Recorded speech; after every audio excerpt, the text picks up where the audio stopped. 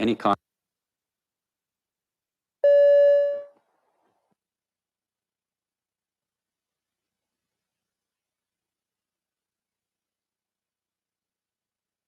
There we go.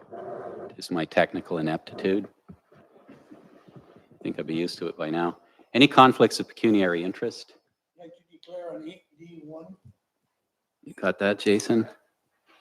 And Sherry? And I'd like to declare item 4.1 in closed session. Thank you. Anyone else?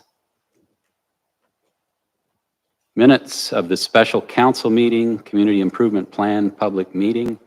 I need a mover and seconder to approve those minutes. Sherry and Wendy, any comments or questions arising from those minutes? All in favor? Carried, thank you. Minutes of our regular council meeting from October 16th. Can I get a mover? Wenda and Krista Lee, any comments or questions arising from those minutes? None, all in favor? That's carried, thank you. Brings us to delegations. We have two tonight. The first one is from the Tamworth Aaronsville Grassroots Growers regarding Tamworth Community Garden delegation. And I'll call for a mover and seconder at the end of that presentation. So who's going to do the presentation? You want to come up and you can turn those microphones on and the switches at the back. Yeah, well, don't ask me.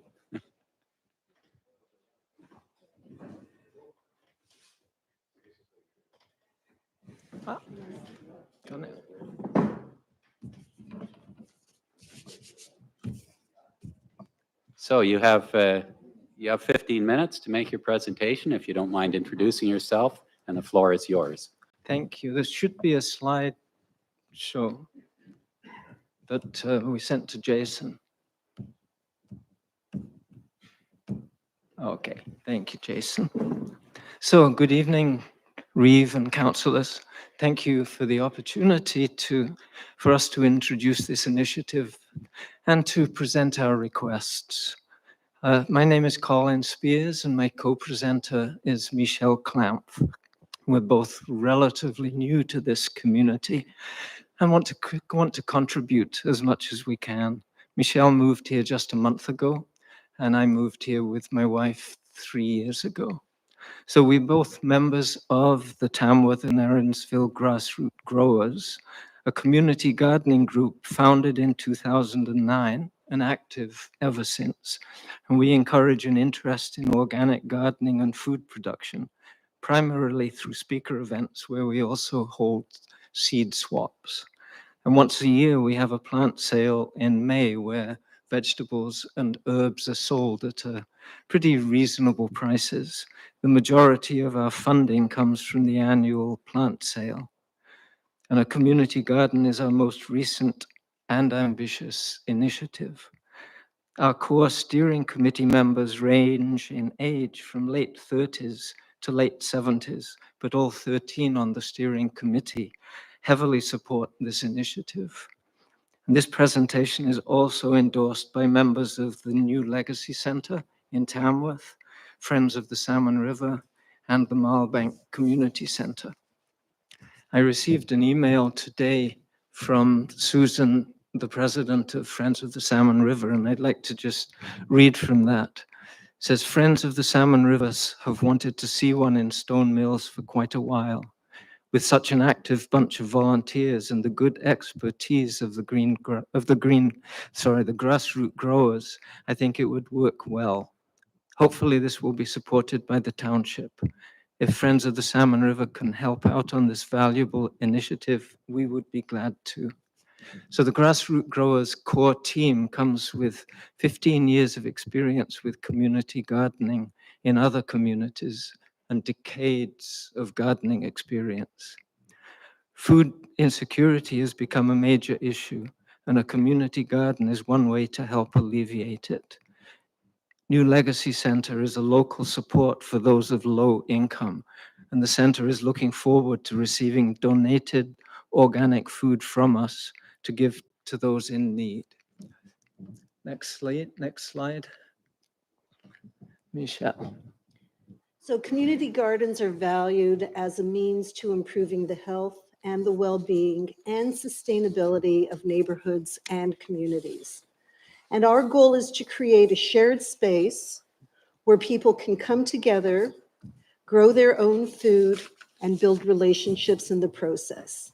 This will not be an allotment garden, but rather a shared place where decisions are made in a collaborative manner and everyone works together on different gardening projects, utilizing the entire space together.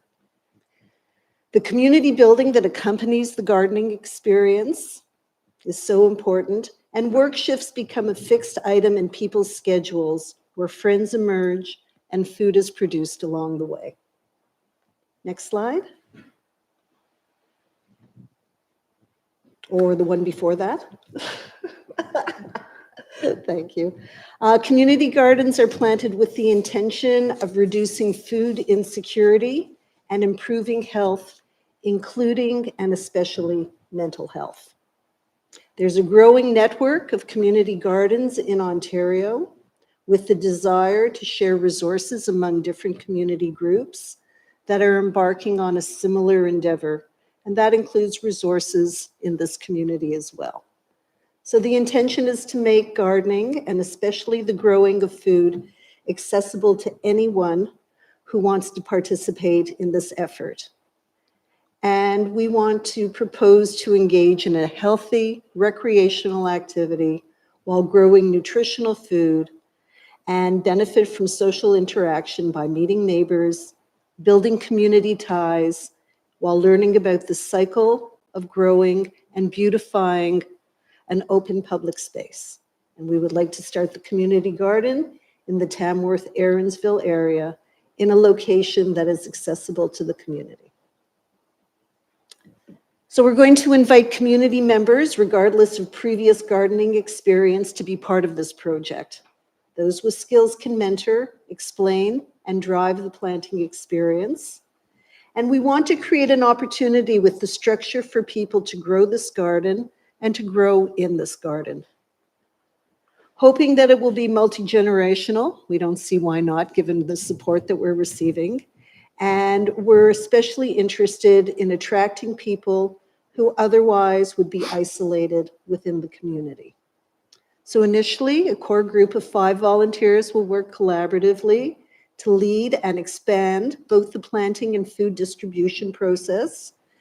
And we will gradually increase the number of volunteers who are attracted to this project. So we're going to start small and expand. That's going to be the slide we're going to use. Okay, so we plan to start small for the first year and then hopefully expand and expand. Currently, the grassroots growers have $3,000 available to start this project, and we've applied to the LNA Naturally Matching Funds grant, but we won't know the outcome of that until January. Our budget, which I have copies here for everyone on the council, is based on being accepted for the matching fund grant. It provides for 4 raised planters, 4 feet by 12 feet by 30-inch high, and 4 ground level planters, 4 feet by 12 feet. For soil, which is about 20 yards, a storage shed, and labor to build the raised planters.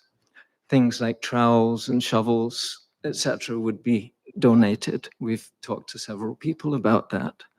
If we don't receive the grant, we'll just start with fewer plants and not a storage shed, unless we can be given funds from the Community Vibrancy Fund. 2 expenses not currently covered are water and hydro, and those can't be determined until we have a location for the garden. It could be as simple as a hose running from a nearby faucet, or as complex as drilling a well. And ideally, we'd like to be able to have about 2 acres so that we can expand into that. On to sharing abundance. Through other community partners, low-income families and single people will be provided organic food free of charge.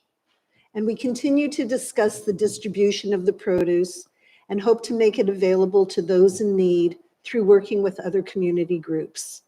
And we look forward to the input of all our community partners to be part of what we hope will be an inclusionary project.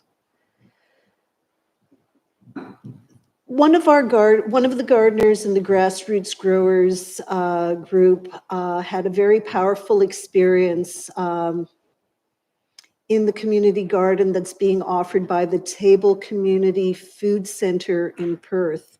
And that gave us a lot of inspiration for preparing this presentation. This is an inclusive, welcoming committee structured around food, and all involved in that project were able to share their skills and felt a sense of belonging. They even shared a community meal at the end of work shifts. And the person who attended and volunteered in that community garden for the season felt that the drive from Tamworth was worth the experience. Okay. The community garden will add to the beautification of Tamworth and Erinsville. If placed in an area adjacent to other community resources, it can become a hub for interaction, adding another dimension for the potential of community engagement, decreasing isolation, and be fundamental in continuing to strengthen the community. As it flourishes and grows, there is, as Michelle said, the potential for celebrations with food and music and perhaps other art forms. I've been keeping my eye out and looking at different locations, and I could just, I guess, humbly request that perhaps one of these two might be available. I don't know, close to the new skate park and the soccer field behind the grocery store. There's a big field which has great potential.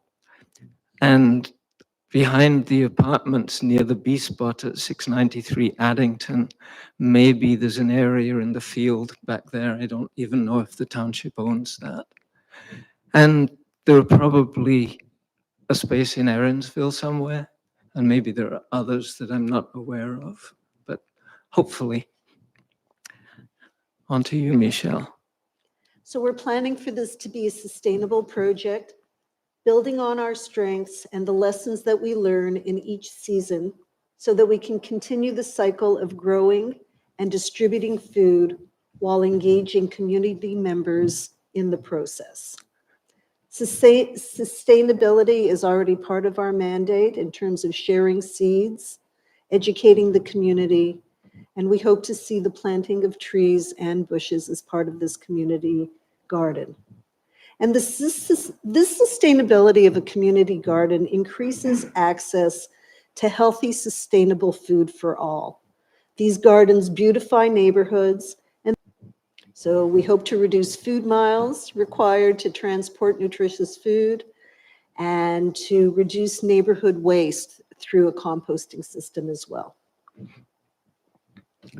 Okay, so final slide. So thank you for your attention, and we can just request that you consider our request for land, water, and hydro in an accessible area of the community. And not being too humble, but a couple more requests that funding from the Community Vibrancy Fund, and also since the township covers the insurance for our speaker series, we're wondering if it might consider covering the insurance for the community garden. So that concludes our little presentation, and if you have any questions, we'll endeavor to answer them. Thank you. Questions, council? Comments, council? Doug, go ahead. There are 13 on the steering committee, and then there's another 300 on our mailing list. Mailing list, but how many of them are gonna work? We're going to I'm start just with, thinking of 2 acres, how many people it takes to manage 2 acres? The 2 acres, we would start small, but it would be good to plan to expand. Michelle had experience in another community garden where they started small and they did expand to 2 acres. Thank you. over a period of 5 years. Okay, thank you. Anyone else? Wendy, go ahead. Yes, thank you. It's a lovely presentation. Congratulations on doing this wonderful project. I guess a question would be, you talk about Aaronsville and Tamworth, and is there any chance, I know the Agricultural Society here at Centerville, the fairgrounds there is lots of land there. I think they have a well because they have a canteen.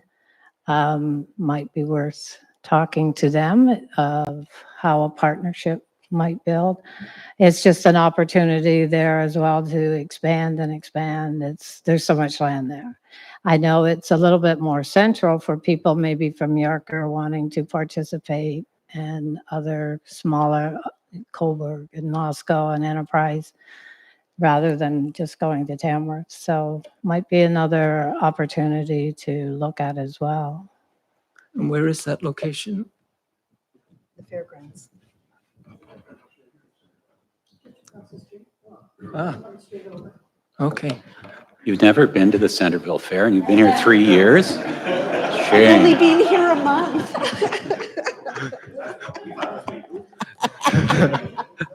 Well, and interesting, that's actually a very interesting comment, because one of the things that we were talking about was fostering the development of community gardens throughout Stone Mills, so that it becomes local, but that there is a sharing of resources. Anyone else, council? Crystal. Yeah, thanks for the presentation. Food is very expensive, as we all know, but particularly nutrient-dense food. And we know that in our, even though we're a rural community, is a lot of food insecurity, people who can't afford healthy food. And we don't certainly subsidize that, is what's available that people can afford. And I do think that there is a role for municipalities, not just in food security, but in food sovereignty. And I think that if there are tools that we can put to use, I'm not saying I know the place to put it or anything like that, but I think as a council, it's good for us to supporting food insecurity and food sovereignty in our community. It's definitely something that I share as a value and that I think we would all benefit from. So if there are tools that we could put to support it, I'm open to that. What that looks like, I'm not sure. I just also suggest an organization. I've been lucky to do this community training farmer program from Loving Spoonful in Kingston. They're an organization that is also working on food sovereignty. And I went to a talk of theirs last week that was very moving. So I would just suggest them as an organization to reach out to. And one of the things that they do is also education piece. I heard you mention workshops. I've helped with some community gardens before. In Napanee, we put in free raised beds in public spaces and free food gardens at the food bank there.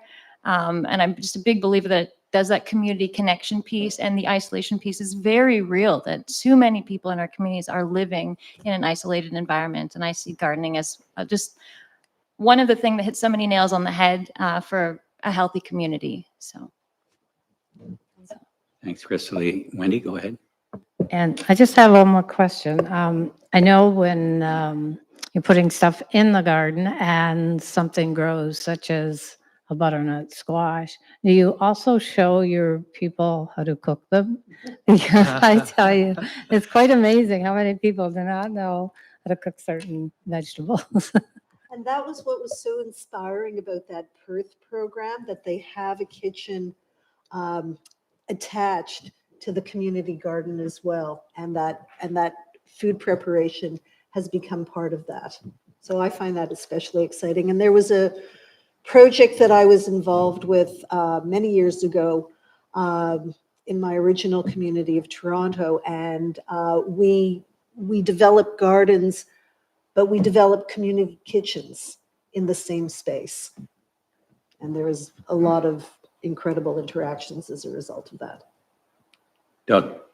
I think everybody can be supportive of a community garden. You can't find fault with it. Okay.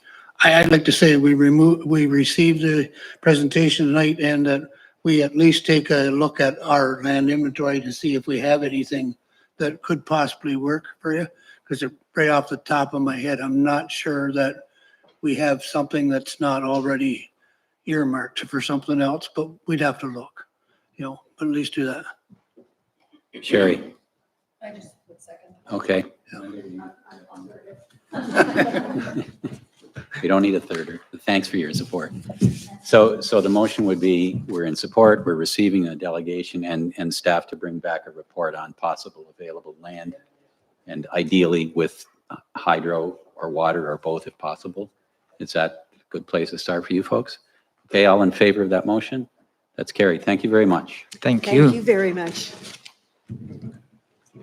Okay, our second delegation this evening, if I just get, is a pickleball delegation. Andrea Lettner, are you going to speak to it? You know the routine with the mics. Andrea, you have 15 minutes. The floor is yours. Honorable members of Stone Mills Town Council, thank you for your time today. Who am I and who are we? My name is Andrea Lettner, and I'm a volunteer on the Stone Mills Summer Pickleball Committee and the Stone Mills Winter Pickleball Committee. And the folks with me today are Stone Mills residents interested in a multi-purpose community recreation center. Why are we here? Today, my purpose is to highlight the absence of indoor recreational facilities in Stone Mills. I kindly request your consideration and invite you to listen to our proposal for a multifunctional community recreational center. What is our objective? To commence the creation or procurement of a flexible indoor community recreational center in Stone Mills with a primary focus on pickleball, our group's specific purpose. While we approach you today from a pickleball perspective, we are convinced that a multi-purpose facility would address a broader range of community needs. So we got together and we brainstormed. Here's some strategies for achieving our goal. 1, centralize all skating and hockey activities in Napanee, repurposing the Tamworth Arena into a dedicated indoor recreational facility. While we acknowledge that this may not be the most ideal choice, it is indeed a valid suggestion. Number 2, initiate collaborative discussions with Napanee Mayor Terry Richardson, LNA MPP Rick Breeze, and LNA MP Shelley Cramp-Newman to propose a consolidated effort in establishing a recreational facility, we thought potentially located on Goodyear Road. Partnering with Napanee would create a mutually beneficial partnership. Anecdotally, we understand that provincial and federal governments are willing to provide additional grant and loan funding to joint municipal projects.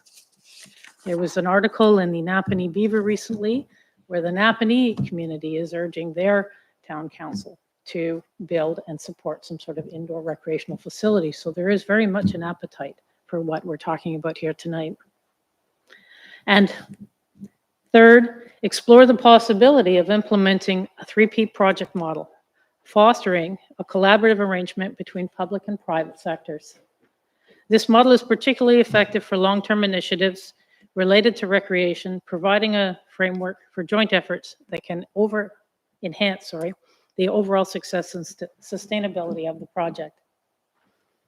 Regardless of the approach chosen for a community recreation center, securing funding will be essential. During our investigation into funding for community recreation, we found that constructing a recreation center falls under the category of infrastructure. This designation broadens the range of available funding options. Grants. So I gave everyone a handout with some key points, and I included links in the handout to everything that I'm going to talk about here in funding options.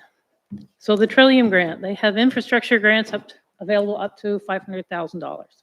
Hydro One has an Energizing Life Community Fund up to $25,000. Ontario Grant Watch is an online resource where you can search for grants for community recreation center, sports programs, things like that. Doug Ford recently announced infrastructure funding, $1.2 billion Building Faster Fund. Now we acknowledge that's mostly for housing, but they have allocated portions of that to community infrastructure, which includes recreation centers. Community fundraising. Organize and hold local fundraising events. Set up a GoFundMe campaign.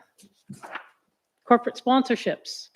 Develop a corporate sponsorship program. Platinum, gold, silver, bronze. Give them a plaque, put it up in the recreation center. Offer corporate sponsorship for naming rights of the new facility. That's another way to raise funds. RBC, CIBC, and TD Bank offer funding for community-based projects. The links are in your handouts. So there are a lot of options for grants. Government loans. The Canada Community Building Fund support for municipalities on March 25th, 2021, the federal government proposed a one-time investment of $2.2 billion that would help address infrastructure priorities in municipalities and First Nations communities. There are also government tax breaks and tax credits that could lend themselves towards building or procuring an indoor recreational facility. Other. Federation of Canadian Municipalities, they offer grants for municipal environmental projects, specifically if you built a green building. Loans are also available to municipalities at competitive rates, and most recipients receive an additional grant of up to 15% of the loan amount. You could also consider partnering with local service groups. For example, SOS in Napanee, the Boys and Girls Club, the YMCA, etc. Residents in both Stone Mills and Napanee have expressed an eagerness to actively participate in fundraising efforts for a versatile indoor recreational facility. Revenue, well, if you build it, they will come. There's all the tax-related advantages, there's facility-related revenue, there's recreational programming revenue, advertising and sponsorship, concession and leasing, and donations. For example, tournaments, events, meetings, weddings, etc. What are the benefits of a local recreation center? It can provide numerous benefits to a community, fostering social, physical, and mental well-being. And here are some of the key advantages. It promotes physical fitness, promoting overall health and well-being for local community members. It provides a gathering space and kind of acts as a hub for people in the community and to gather and to interact. Youth engagement. Again, we're proposing a multi-purpose facility, not just one for pickleball. You could include after-school programs, and engaging young people in a positive and constructive pursuits in a recreational community center can contribute to their personal development. Culture and arts programs, you can offer them in a recreational community center and allow folks to explore and appreciate various forms of art and expression. Promotes inclusivity. Community centers are inclusive spaces where people of all ages, abilities, and backgrounds can participate in programs. Health and wellness services, some offer recreation services, counseling, wellness workshops, health screenings, etc. Multi-purpose community recreation centers often have a positive economic benefit to the community. They attract visitors, they attract trade shows, they attract tournaments, they attract a lot of foot traffic that will also benefit the local businesses in the area. Crime prevention. Active and engaged communities often experience lower rates of crime, particularly for young people. And quality of life. Having a well-equipped recreation center can make a community more attractive to residents and contribute to a higher overall satisfaction with the local area. Potential rental revenue. I've talked about this a little bit. Sports clubs, tournaments, events, shows, trade fairs, etc. So why pickleball? Now I'm going to talk about my passion. Well, why we are here. People play pickleball for various reasons, and the sport has gained popularity for several compelling factors. Accessibility. Pickleball is accessible to people of all ages and skill levels. There is even wheelchair pickleball in some communities. Affordability. Stone Mills has paddles, balls, nets, and court fees generally range from $3 to $5. Social interaction. It's a very social sport. When you're not playing on the court, you're off the court chatting with your new friends. It's a great way to engage with other folks. Physical activity, it promotes cardiovascular health, muscle strength, and overall fitness. Adaptability, it can be played indoors or outdoors. So just because you build an indoor recreational facility does not mean you cannot have some outdoor courts at the same location. Is generally considered a low-impact sport, suitable for individuals who may have joint issues and other physical limitations. Pickleball is fun. It is designed to be fun. It's a smaller court. It's a slower ball speed. So it can be enjoyed by all. It also offers a competitive aspect for those seeking a challenge. And when we play, we usually have beginners at one end, intermediate, and then the advanced players for the challenge. It has a cross-generational appeal. I know that in our summer program, we had kids as young as 14 in playing with all the 60-plus-year-olds. And they had a great time. And they were fun to watch because they could chase a ball far better than we could. Ultimately, people play pickleball for a mix of physical activity, social interaction, and enjoyment. Today, I'd like to end by talking about our summer and winter pickleball programs. Much appreciation goes to the Township for backing our summer pickleball program. We all had a really good time. We had a meeting as a summary for the program, and it was estimated that we had 95% positive feedback from participants. We had 3 sessions a week, and we had an average attendance of 38 to 48 people per session.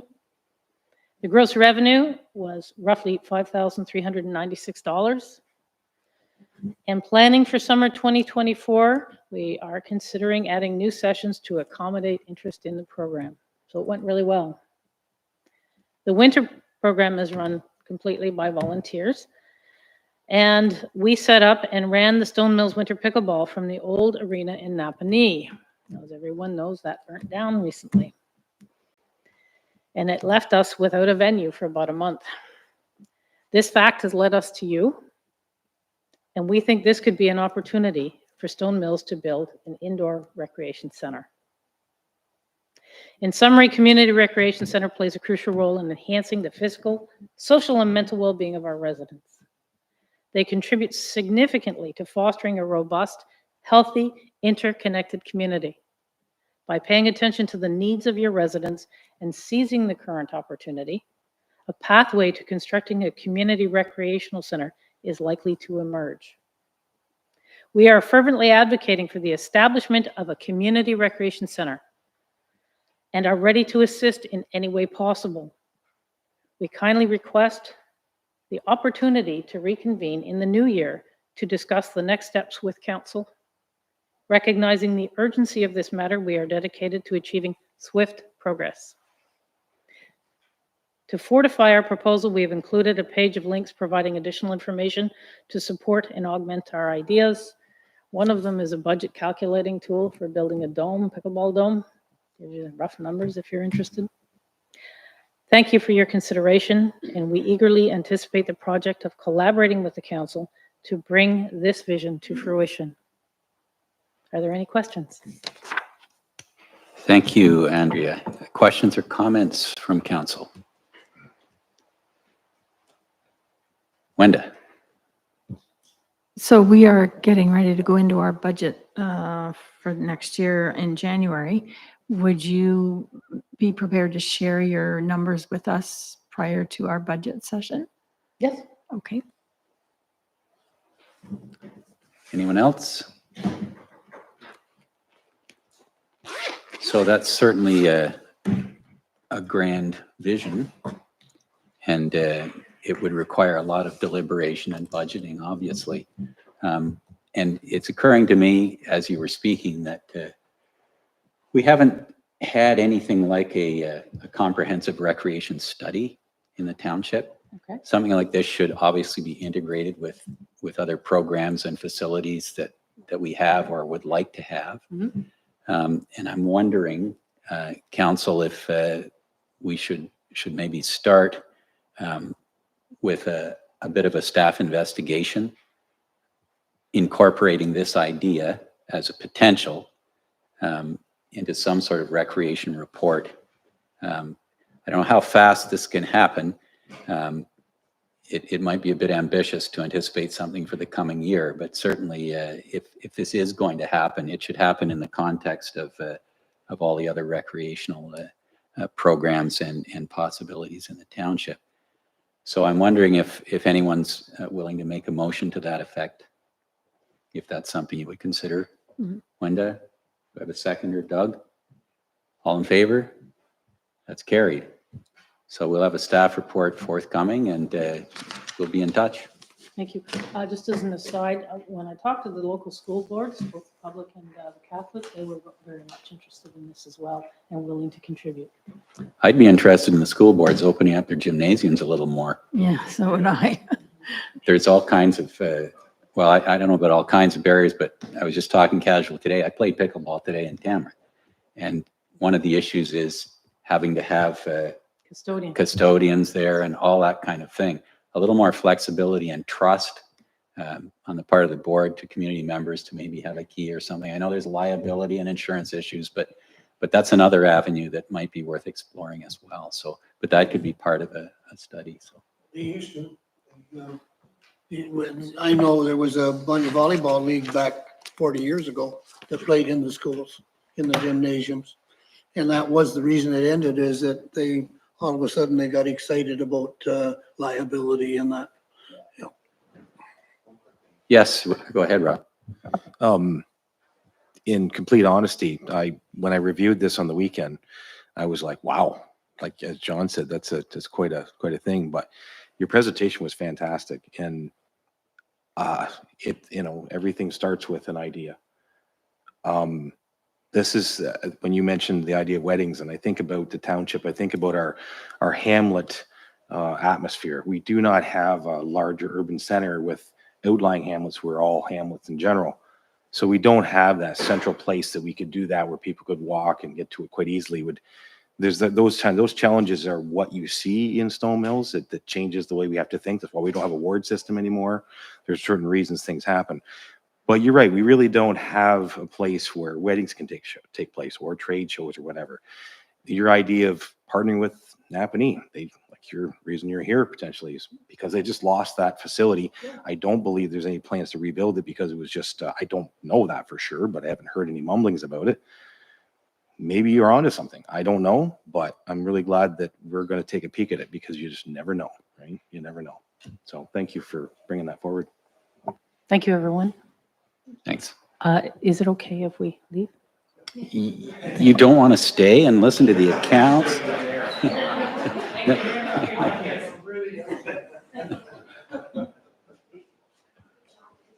So that motion would include receipt of the presentation. Jason, just take that.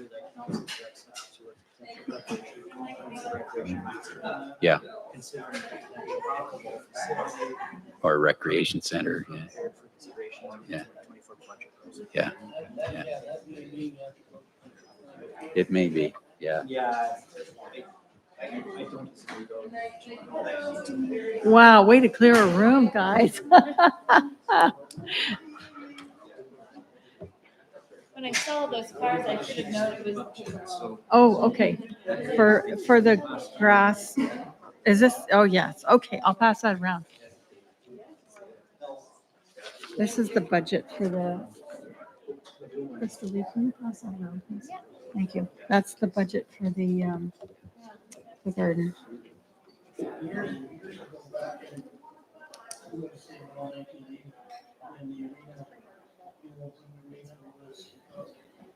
There was some kind of small site at that time, it's anything to go, it was in the field center. Central. And it's there's many pointed out that there was central, of course, they got land. You know, like, we drove the well, the township did, we paid for the well over there, except just on the inside of the tracks. That's right. Yeah.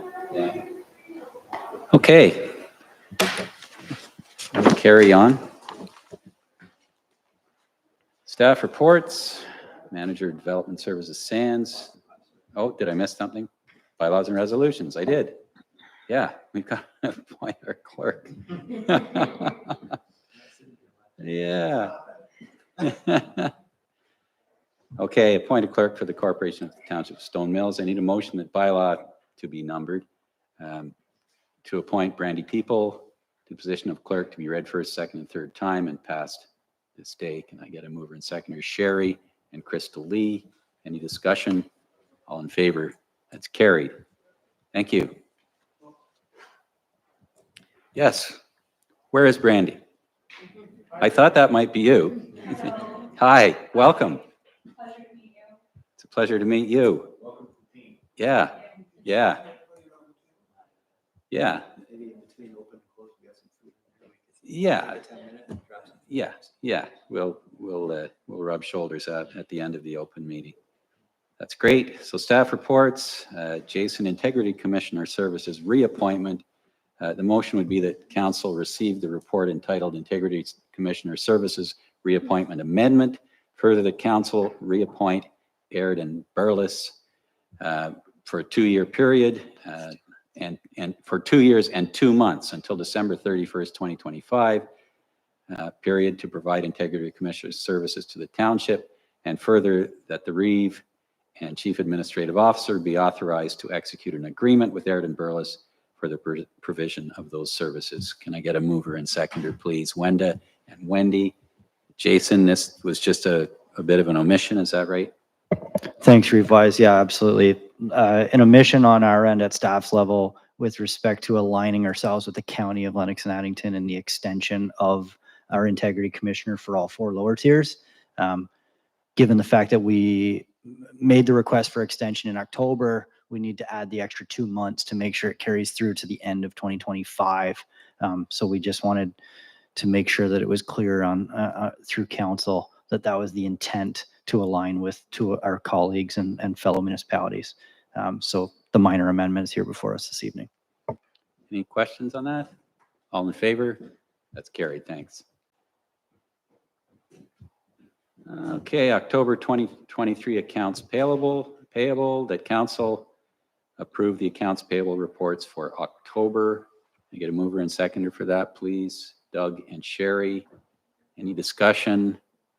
Anything to highlight, Anita? Just the usual bills. All in favor? That's carried. Thank you. Deputy Fire Chief Richmond, this is regarding the Firefighter Association accounts.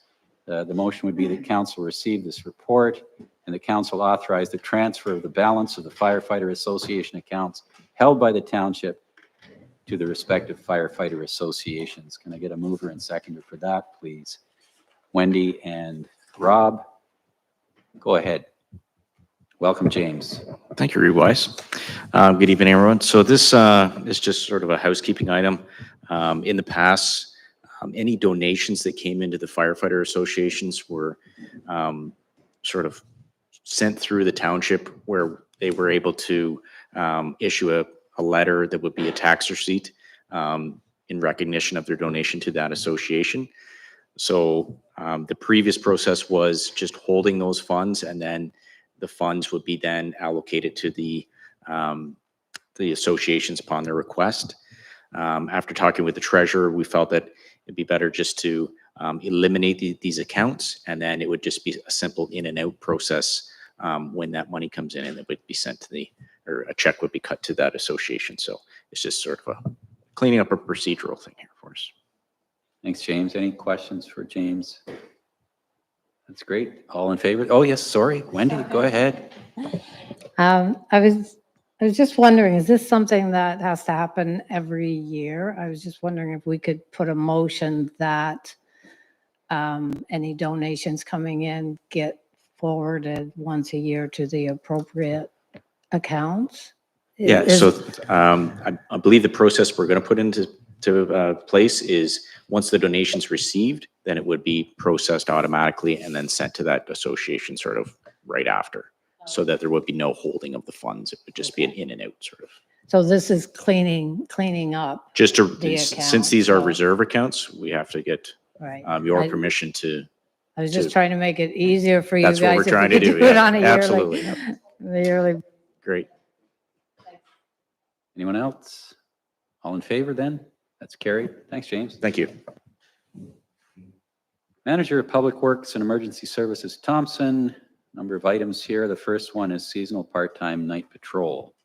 You going to handle that, Jason? Thanks, Reeve Weiss. Firstly, Manager Thompson's not with us this evening. He had an injury off-site on the weekend, and he's away from work. So I'll provide a bit more of an update as we get it. I just received that today. So he was planning to be here this evening with his onset of reports. So it was unexpected that he's not here this evening. In his absence, this is an information report as it relates to the seasonal part-time night patrol position. The township introduced this position 2 years ago, I believe it was, for the basically winter operations to try and alleviate some of our staff positions. And we had 2 individuals hired last winter. The process worked very well with the rotation of 2 12-hour shifts weekly, so up to a 24 hours a week. The one gentleman chose not to return this year for the calendar year, just given he was a retired individual and he found it challenging in regards to the work hours. So we have hired another individual to complete this work for us at the township. Mr. Corey Kloss, has experience in the same capacity with the city of Kingston, and he's already commenced work as of November 6th. So it's an information piece just to mention that it was a budgeted position and everything is aligned and working well so far into the 2023/2024 winter season with the hiring. Any questions in that regard? I didn't get a mover and seconder. Rob? Okay. Chris Lee seconds. Did you have a question then, Rob? Quick thing, when I went over my agenda, I saw Corey's name on here. I know Corey, and actually he's going to be a fantastic addition to the team. I'm really glad to see that he's joined us. It's great to see. So just welcome, Corey. That's good. Anything further? All in favor then? That's carried. Thank you. The next one on this section is regarding a single axle plow truck. The council received this report and support the purchase of a 2009 Sterling L8500 single axle plow truck in the amount of $15,212.06 from the roads equipment reserves. And can I get a mover and seconder for that, please? Sherry and Doug. And Nate, you're going to address this one for us? Yes, I'm just going to speak to, since I was involved, and I'll just speak on Jeff's behalf of the single axle truck. Great. We became aware that the city of Kingston was going to be selling one on Gov Deals. So myself and Ian Varus, our supervisor, went and had a look at it, and it actually looked like quite a decent unit. And last winter, we were able to lease a single axle through Loyalist Township and found that it was the best piece of equipment that we could have to do the hamlets. What we were doing in the past is we have the loaders and a tractor with a blade. So then we would have to then go after and put sand down in the villages. So we found that the single axle was absolutely the best way to do it. So that's why we moved forward with that. Any questions for Nate? Yeah, I do. So this is just a more maneuverable truck than our tandems and so on. Is that Yep, why it's single handy? axle is about 4 feet shorter. It Right. has the same capability. Actually, it has more capability because the plow moves 2 ways. So it's not just a single one-way plow. It also has a wing and a plow.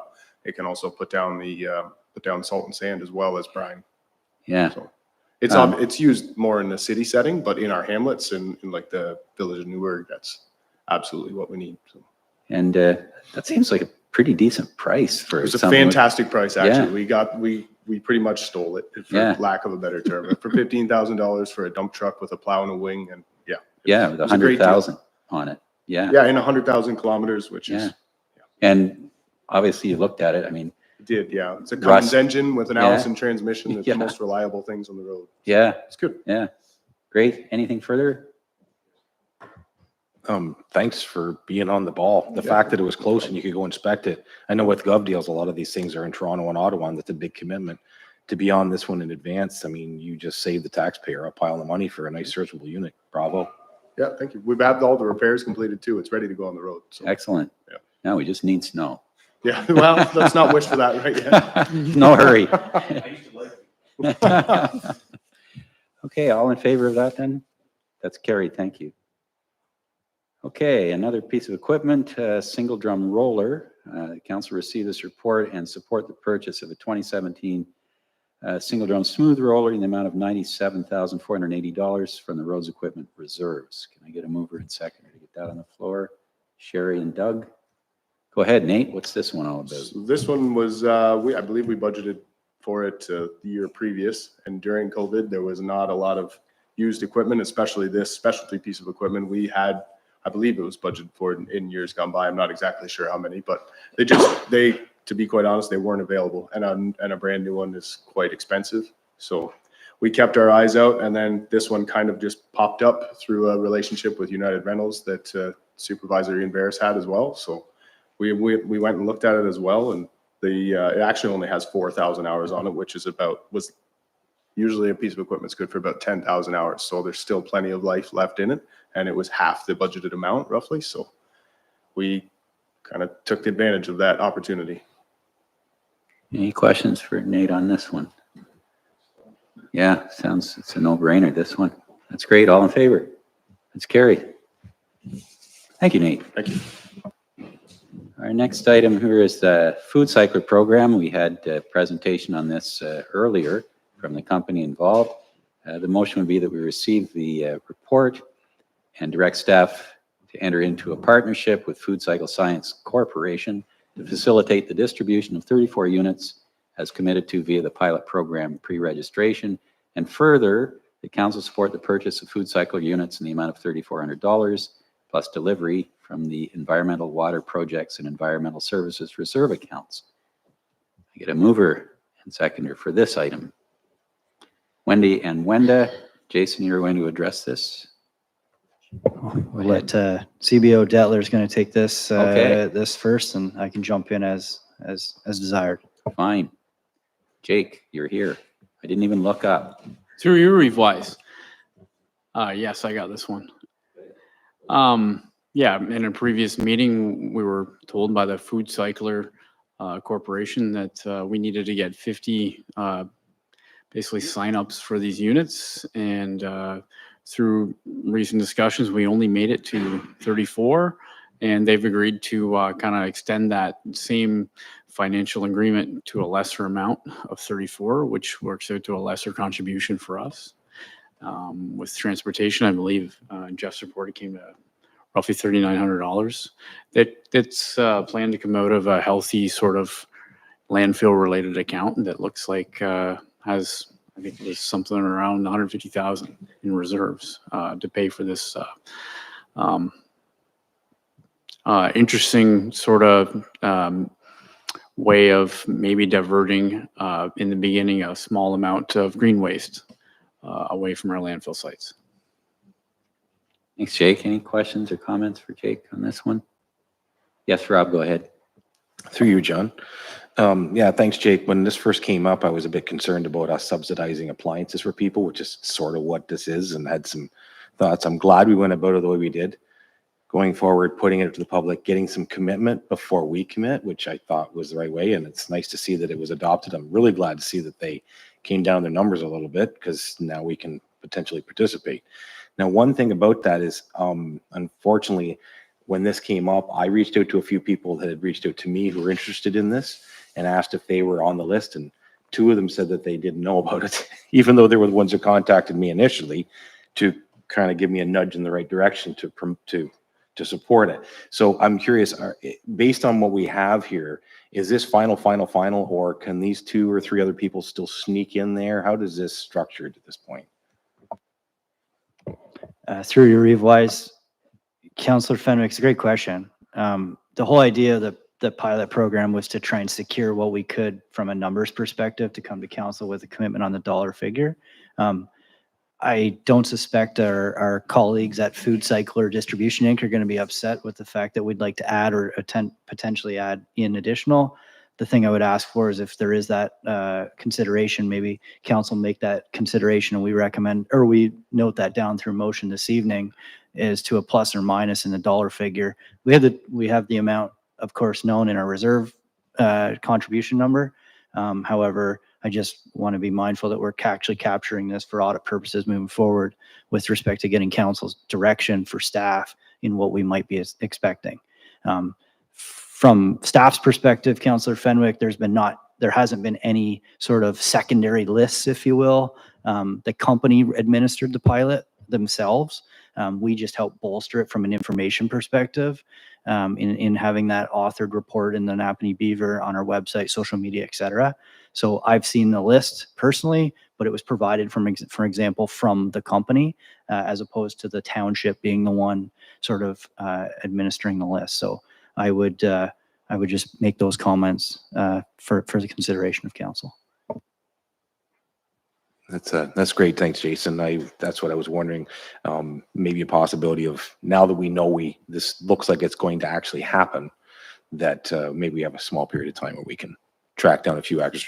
I just hate to see people that are originally interested in it be the ones that aren't able to participate. That's all. Doug, go ahead. Sorry, Crystal Lee, I'll get to you. I'm sorry, Chris. So the breakdown, the financial breakdown is this: each reach payer is paying $100 for each one. Okay, thank you. Crystal Lee? Oh, I was just going to suggest, based on Rob's, that maybe we have a cutoff date. We could post it again on social media and say, like, last chance up to this date, and whoever is in, and if not, then that's that. Because it's going to be a bulk delivery when we do get them. Yeah. Is that right, Jake? Yeah, so they should all come at once. Yeah. It'd be wise to send somebody down to pick them up for $500 shipping. We can drive down to Rockville. Yeah, maybe, eh? Yeah. So can you personally contact those people, Rob, and have them get back to Jake as quickly as possible? Yeah, absolutely. I'd be pleased to do that. The other thing too is I will share it on my social site in any other way. I just didn't want to do that until I knew for sure it was going to occur. And Yeah. it seems that we're now past that threshold. Yeah. So I'm more than happy to go out there and rally the troops at this point. It's great. Okay. Okay, what do you need, Jason? We're going to need to rewrite in terms of like what direction council's looking for from a motion perspective. So it's the motion, yeah. It's the motion as it stands, with an inclusion of some flexibility on the dollar amount. Flexibility on dollar amount and additional opportunity for participants to. If numbers change, flexibility. Okay. Yeah. Yeah. Make it so it suits your purposes, and that will be satisfactory. Yeah. And Wendy, you have something to add? Yeah, just for clarification, so we're doing a pilot project with the 30-some people, and then data is coming back to us from this particular company of what these 30 people, when they answer all the questions, and then we make another decision from there. No, through Reeve-Wise, we've got it a bit more simplified, thankfully. We had a pilot project go out originally to ask sort of how many interested ratepayers do we have in our township that would be interested in purchasing one of these units. 34 residents had responded. To the municipality, we're required to contribute $100 per unit to make this project viable. So $3,400. If we understand through local knowledge, I'll say, that there may be some members of our community that weren't included on this original 34 list. So we might see that number inflate to 40, for example. Really what we're looking for at staff's level is council's confirmation that if this number does inflate to 40 and our contribution from a municipal perspective increases from 3,400 to 4,000, is that acceptable? So by receiving that direction at staff's level, we'll provide the opportunity for the company to increase marketing for another 10-day span, what have you, to try and drive the numbers up to another plus or minus 5-10 units. And we'll contribute. We have the direction to contribute up to that threshold, if I understand correctly. Yeah, that's the idea. And plus, no minus. We're not going below 34. Anything further? All in favor then? That's carried. Thank you.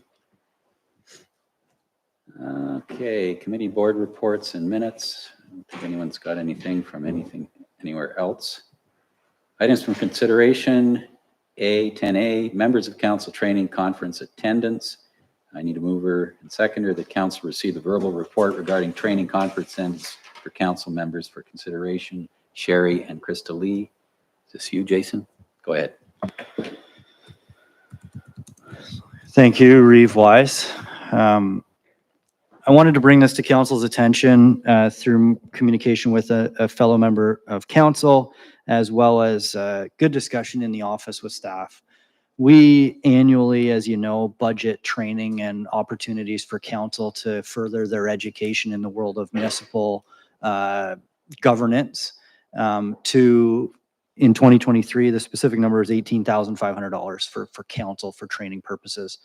And if I understand it correctly, historically, that's allocated one training event or conference typically per year per member of council. And when that event or training is over, if there's any funds left at the end of the year or towards the end of the year, there might be additional opportunities for other members of council to participate in other training opportunities, but it's really to the discretion of council. One of the conversations that I had with some of our staff, including our clerk today, first day, is coming up with a better sort of allocation of funds per member of council so that it's not ad hoc at the end of each year to try to understand who may go to something further depending on who went to a conference. I also find it confusing in a sense that if one member of council, for example, goes to an Ontario Good Roads conference that's held in downtown Toronto at a costly hotel, and another member of council goes to an OCA conference in Cornwall for one day, well, they've technically met their same consideration for training because it's one conference. So to come up with a more consistent approach is something that we're going to look at introducing into 2024 for members of council in terms of training. Where specifically in this calendar year so far, council's used $14,831, so there's approximately $3,300 left in the account for training. The question that was posed to staff was there are additional training opportunities, for example, this AMCTO course for land use planning. That is a relatively inexpensive program. It's $300 plus or minus, and it can be done from the comfort of your home virtually, as opposed to a conference attendance. Is there ability to participate? The question is a great question in the sense that we have $3,300 left. I suspect those who wanted to go to a conference in the calendar year of 2023 have already done so.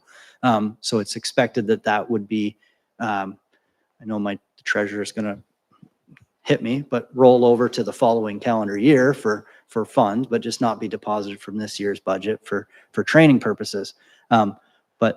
So really that I wanted to bring this up as to council for consideration to try and alleviate some of the questions as we go annually, and provide you that information to say that next year we're going to be coming forward with a better sort of strategy as to how that works.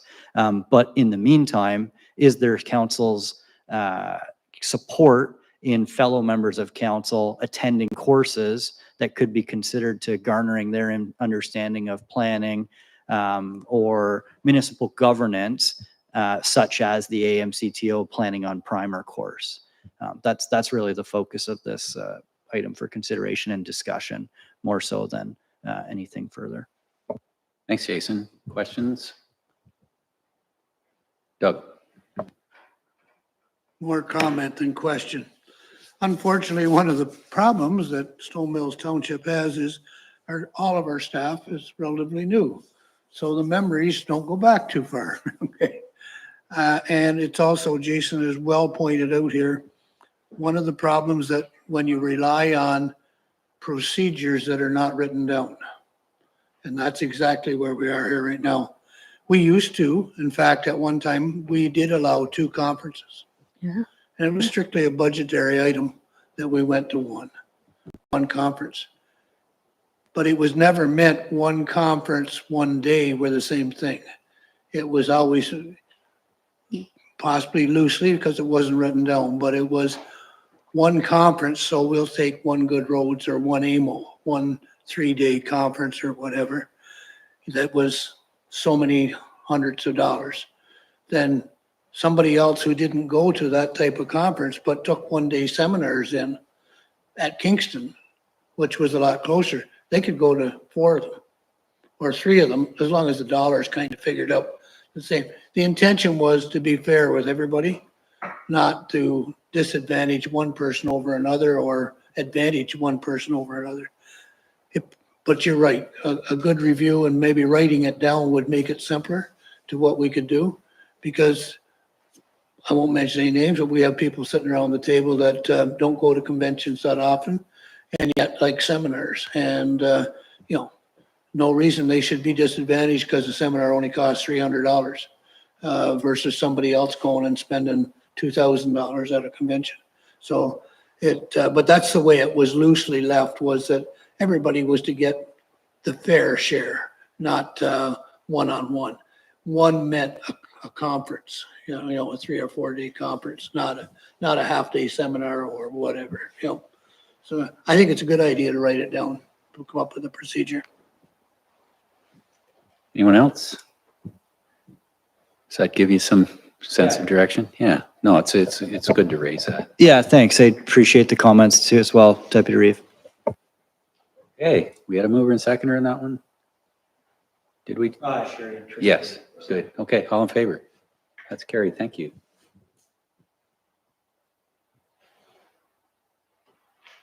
Items for information.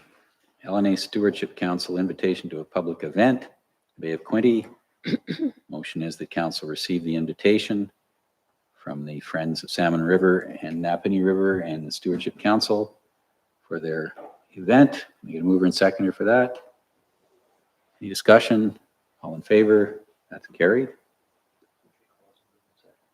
Wenda had her hand up, and Doug. Sorry, Jason, I'm rushing. B is Township of Stone Mills official plan amendment approval, that council received the notice of decision from the county respecting the Township OP update approval for information purposes. I get a mover and seconder, Sherry and Wendy. Any discussion? All in favor? That's carried. Thank you. Similarly, item C is County of LNA delegation of subdivision and condominium approval authority to the township. The motion being that council receive the County of LNA bylaw 3585/23, being a bylaw to provide for the delegation of subdivision and community and condominium approval authority to the township for information purposes. Mover and seconder for that, please, Doug and Krista Lee. Any discussion? All in favor? That's carried.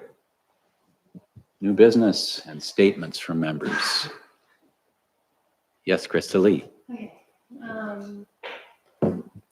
As many of you may know, November is National Domestic Violence Awareness Month, and November also marks Women Abuse Prevention Month in Ontario. It's a month where we should all try to talk about the hidden reality of domestic violence in our society and in our communities. And I think almost all of us can think of someone who's experienced abuse. In fact, rural women are more likely to experience abuse for a variety of reasons, like lack of transportation, increased isolation, lack of services, etc. I'm a survivor of domestic violence or intimate partner violence. And so if you don't know somebody, you know me. And it was very dangerous at the end. And I moved to a women's shelter and left everything behind except what I could carry. In some ways, it feels like lifetimes ago. In other ways, it feels like it just happened because you still live with the effects long after it's over. And last year in Ontario, on average, every 7 days, a woman or child was killed by a man known to them every 7 days. I think that's just women alone. So we're seeing the rates of domestic violence towards women have been increasing year over year, and including the death of women at the hands of people they know. So I'd like to make a motion that the township post on our social media noting Domestic Violence Awareness Month and something like "You are not alone" with the contact information for LNA Interval House, who provide domestic violence services in our region, as a way to show community that we are supportive of survivors and that we're acknowledging that this is a problem, and to create awareness of where people can get help. I'll second that motion. Thank you. Any discussion? Yes, thank you, Krista Lee, for bringing that up. Any further discussion? All in favor? That's carried. Thank you. I have one additional. Yes, go ahead. Okay. So further, just to see council's appetite on this, in 2015, 3 women, Carol Culleton, Anastasia Kuzik, and Natalie Warmerdam, they were all killed in Renfrew County by a former intimate partner. Out of their tragic deaths came a report of 86 recommendations about how we can prevent the increasing gender-based violence against women. Of those 86 recommendations, the very first one was to acknowledge that intimate partner violence is an epidemic.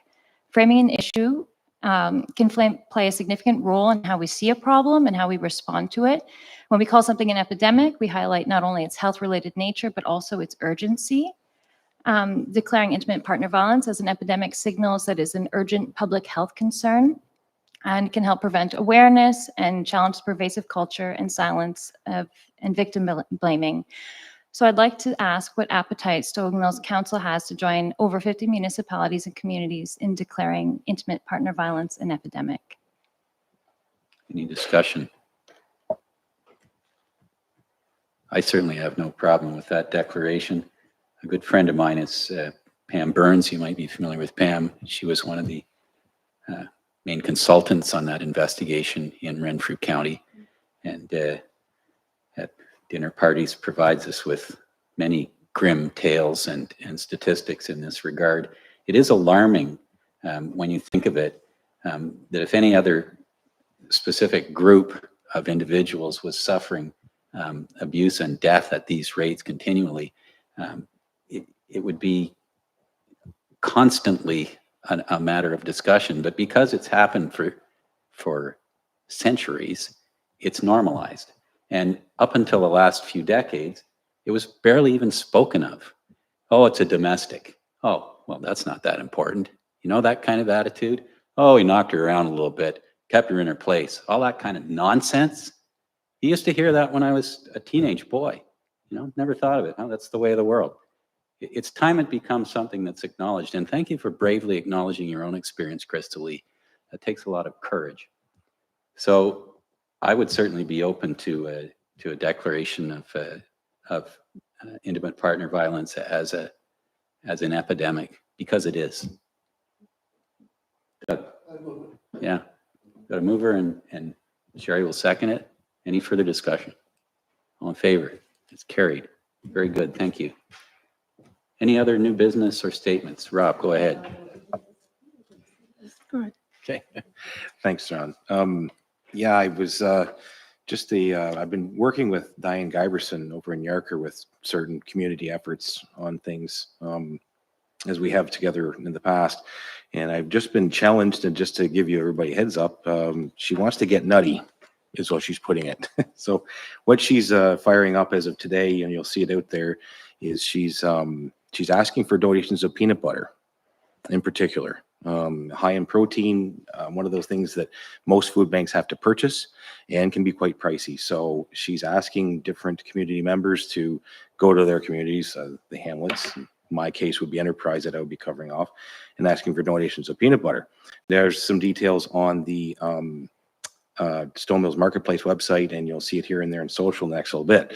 Now, one of the things she's asked me to do is inquire about having the Stone Mills office here, on the township office, being a drop-off point. I don't particularly see that would be a big problem, but of course I have to bring it up and throw it forward. That's one of the things I wanted to bring forward. I was trying to bring up the name. I apologize. I try not to stay on the stupid thing. We're in a meeting, but I was trying to bring up the official name she chose for it, and I can't find it in this mess. So let's just call it Let's Get Nutty, because I think that's what she was poking towards. And so that's what's going on. And I just wanted to ask if that's something that would be acceptable. That this could be a central drop-off point for it. I believe it starts this week, and well, she's already tagged me in it, so it must have started now. And it would, I think, at the end of the 17th or 19th of the month. And it's just a challenge to see how much peanut butter we can collect. And it's for the Salvation Army in Napanee, is the plan, and possibly in conjunction with the New Legacy Center in Tamworth was the conversation back and forth. The reason being is, as she'd mentioned, the Salvation Army services not just the Tamworth area, which I'm not saying New Legacy Center does just that, but they're all encompassing. So you don't have to have them just in your community to need you. Let's put it that way. But this is one of those things that I thought was a great idea. So that just came to fruition today. She asked me if I was up to get nutty with her, is what she said. So anyways, that's the scoop. Is it okay if we can have a drop-off center at the township office, or does anybody see a problem with that?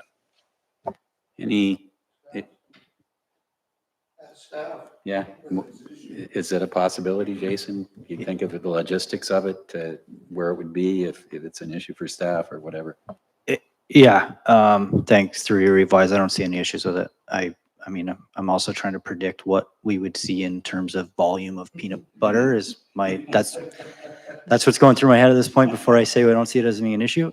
But obviously we're here, we're open from, our hours of operation. We have the sort of the pod, we call it, for storage of garbage bags and abundance if it becomes an oversupply. We have the building next door that's fairly big too as well. So I don't see it as being an issue. Okay, sounds good. Do we need a motion for that, or? The other thing too is if at any point if it does become a burden, just give me a ring. I'll come pick it up. And I just figured, we have enough nuts up front anyways. Why not some more? Through you, we have one of our staff members volunteers quite a lot of her hours at the Legacy Center in Tamworth. So we have a very close connection with that, and multiple members of our staff been donating clothes recently to that center. So it's been we have a bit of our own little drive going on internally from a staffing operation and supporting our own Legacy Center. So it's nice to hear. Wendy, did you have something? I just have a suggestion.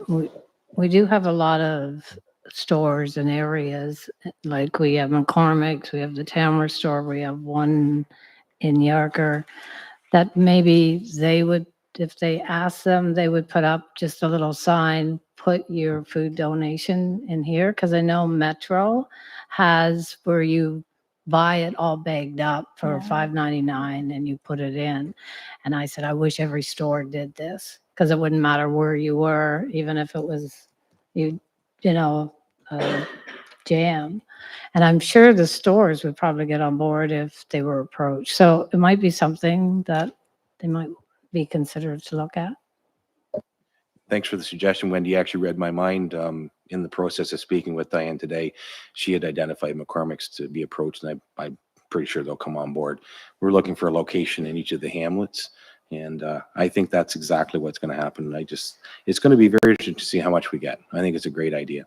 So yeah, super excited about it. And the other community efforts that I do usually require a whole lot more time and effort than just putting this forward and collecting peanut butter. So I'm pleased to be part of it. Yes, Wenda. Just a couple of things. I wish Jeff was here because I wanted to thank him for the speed sign, the little flashing sign in Newburgh that's gone up again, which is great because I've heard from a couple of residents saying, the speeding is an issue again, and it always is, and it comes back every once in a while. So it's nice to see the sign there. It's right across from Abrams Bakery. So it's more in the center of the hamlet than it had been before. It was on the outskirts. The second thing I wanted to talk with Sherry as well. So Sherry had sent out an email just, talking about the Tamworth parade and the banner and that kind of thing. What was the date? November 26th? Yes. And Newburgh is having one as well the following Sunday at 1:00. I wish I could tell you where it's starting from. It's usually the school, but I'm hoping that council will be in support of attending that one as well. And if so, maybe we could just take the banner from, Tamworth on the 26th, and I'll take it, or somebody can take it. Okay, good. And the final issue, and I will be bringing this up again when Jeff is here, but a friend brought to my attention about the household hazardous waste program in the township and how it's only once every, I think it's 2 years. And she had done some investigating with some of the surrounding townships and townships that are our size, and found that they had partnered with other townships. So bigger townships that are doing it on a regular basis were partnering with smaller surrounding townships. And so there was some cost sharing that went on with the expense of running that.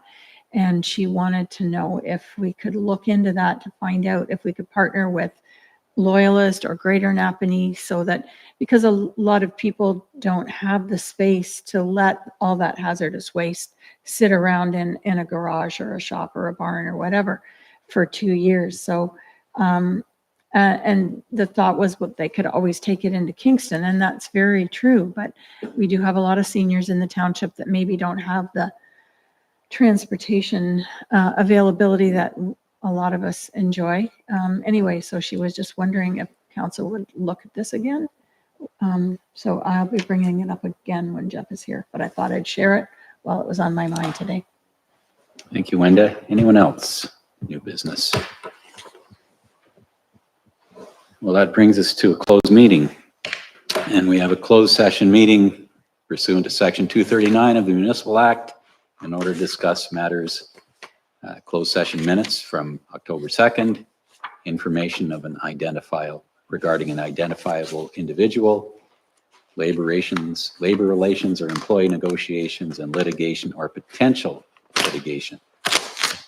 So I need a motion to go into closed session. Doug and Sherry, all in favor? That's carried. But we'll take a 10-minute break and resume at 8 o'clock.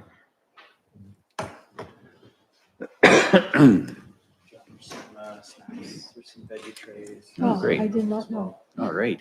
I didn't have much supper, so that would be good. I see I'm down to 8%.